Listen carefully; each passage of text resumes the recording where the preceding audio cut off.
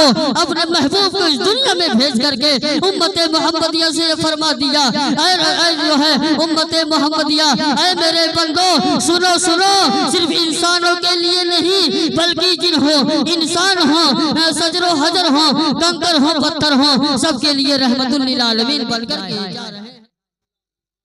اور یہی آقا دو جہاں صلی اللہ تعالیٰ علیہ وسلم ارشاد فرماتے ہیں اپنے والدین کی خدمت کرو، اپنے والدین کی عزت و تعظیم کرو، اپنے والدین کو اف تک نہ کہو۔ لیکن آج کا ماحول بہت ہی گندا ہو چکا ہے، اگر ماں تھوڑی سی ناراض ہو کر کے اور پٹک کر کے بھاگتا ہوا آتا ہے، یہاں تک کہ ہم نے دیکھا ہے اپنے ماں باپ کو گالیاں دیتے ہوئے نظر آتے ہیں، ان سے کتراتے ہوئے نظر آتے ہیں۔ لیکن اللہ کے رسول ارشاد فرماتے ہیں کہ جس کے والدین ناراض ہوں اور وہ شخص دنیا سے رخصت ہو جائے تو اس کا ٹھکانہ صرف جہنم ہی جہنم ہے، اس کو بچا کوئی نہیں سکتا۔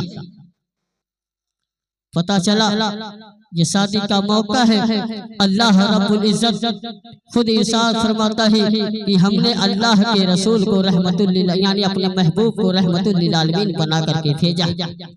یہی آقا دو جہاں صلی اللہ تعالیٰ علیہ وسلم اس دنیا میں تشریف نہیں لائے تو ماں کی عظمت اور تھی، اور والدین کا کوئی ادب و احترام نہیں کرتا تھا، اور سب سے بڑی بات رسول جب تشریف لائے تھے تو بیٹیوں کو نہیں لائے تھے تو بیٹیوں کو زندہ دربور کر دیا جاتا تھا، زندہ گاڑ دیا جاتا تھا۔ واہ کیا ماحول تھا، بیٹیوں کو بیٹیاں نہیں سمجھا جاتا تھا بلکہ اسے جانور کی طرح دفن کر دیا جاتا تھا۔ لیکن یہی آقا دو جہاں صلی اللہ تعالیٰ علیہ وسلم جب دنیا میں تشریف لاتے ہیں تو ماں کی عظمت الگ بتاتے ہیں، والدین کی عظمت الگ بتاتے ہیں۔ ایک باپ کو اپنی بیٹی سے کتنی محبت کرنی چاہیے اس کا جو ہے مرتبہ بتاتے ہیں، ایک بیٹی کو ماں کا مرتبہ بتاتے ہیں۔ یعنی پتہ چلا جب آقا دو جہاں صلی اللہ تعالیٰ علیہ وسلم اس دنیا میں تشریف لائے تو ماحول ہی بدل گیا، مذہب اسلام آیا۔ سارے لوگ جو ہے مذہب اسلام جو ہے جب اس دنیا میں تشریف لایا، مذہب اسلام کا بولا بالا ہوا، وہ چاروں طرف اجالا ہی اجالا ہوا، کفریت کا پرچم ختم ہو گیا اور مذہب اسلام پھیلتا ہوا نظر آیا، مذہب اسلام کا بولا بالا پڑتا ہوا نظر آیا۔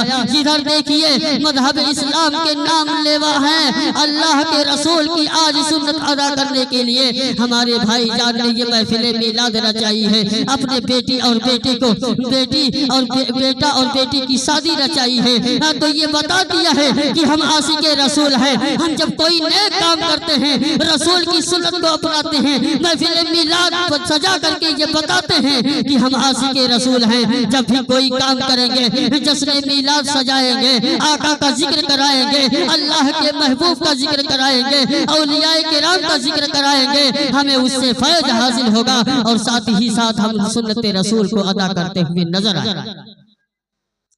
یہی نہیں بلکہ یہی آقا دو جہاں صلی اللہ تعالیٰ علیہ وسلم ارشاد فرماتے ہیں، ٹائم تو بہت کم ہے ورنہ میں بہت کچھ سوچ کر کے آیا تھا، لیکن میں نے جب فہرست کو دیکھا، پوسٹر کو دیکھا تو لمبی فہرست کو دیکھا تو میں سوچا میں گھر کا ہوں، میں کم بولوں گا چلے گا، لیکن جو باہر کے آئے ہیں انہیں موقع دیا جائے، میں ایک بات کہہ کر کے رخصت ہو جاؤں گا۔ آقا دو جہاں صلی اللہ تعالیٰ علیہ وسلم ارشاد فرماتے ہیں کہ جس شخص کے پاس ایک بیٹی ہو، اگر انہوں نے پال پوس کر کے بڑا کیا، اس کو پروان چڑھایا سنت کے مطابق، شریعت کے مطابق، اور جب وہ جوان ہوئی تو اس کی شادی کیا تو اللہ تعالی اس کو جنت الفردوس میں اعلیٰ سے اعلیٰ مقام عطا فرمائے گا۔ اور آگے اللہ کے رسول ارشاد فرماتے ہیں کہ جس کے پاس اللہ کے رسول فرماتے ہیں جس کے پاس دو بیٹیاں ہوں، اگر اسی طریقے سے انہوں نے جوان کیا، پولا پاسا اور مذہب اسلام کے سانچے میں ڈھال کر کے اسے پروان چڑھایا اور اس کو اب جو ہے پروان چڑھا کر کے رخصت گھر سے کیا، اور رخصت جب کیا تو اللہ انکار فرماتا ہے کہ میں اس کے اوپر جنت واجب کر دیتا ہوں۔ یہ کون کہہ رہا ہے؟ ہمارے آقا کر رہے ہیں۔ تو حضرت خدیجہ بڑی عجیب، ان کی بیوی شریکہ حیات بہت ہی عمدہ سوال کرتی ہیں، یا اللہ کے رسول، ایک بیٹی والے کو جنت، دو بیٹی والوں کے لیے جنت، لیکن جس کے پاس اولاد ہی نہ ہو وہ کیا کرے گا؟ تو آقا ارشاد فرماتے ہیں جس کے پاس اولاد نہ ہو، اور رسوا نہ ہو، غمگین نہ ہو، اللہ تبارک و تعالیٰ کا یہ محبوب خود اس کی شفاعت کرتا ہوا نظر آئے۔ یہ پیغام منبر رسول سے لے کر کے جاؤ، اور بیٹیوں کو عزت دو، بیٹیوں کو ذلت نہ سمجھو۔ اللہ کے رسول ارشاد فرماتے ہیں جس کے گھر میں بیٹیاں ہوں رحمت ہی رحمت ہے، اس کی زحمت ہو ہی نہیں سکتی۔ یہ اور بات ہے کہ ہم پریشان ہو جاتے ہیں، ہمارے پاس ایک نہیں، دو نہیں، 4 بیٹیاں ہیں، ہم شادی کیسے کریں گے؟ ظاہر سی بات ہے، ماحول ہی ایسا ہو چکا۔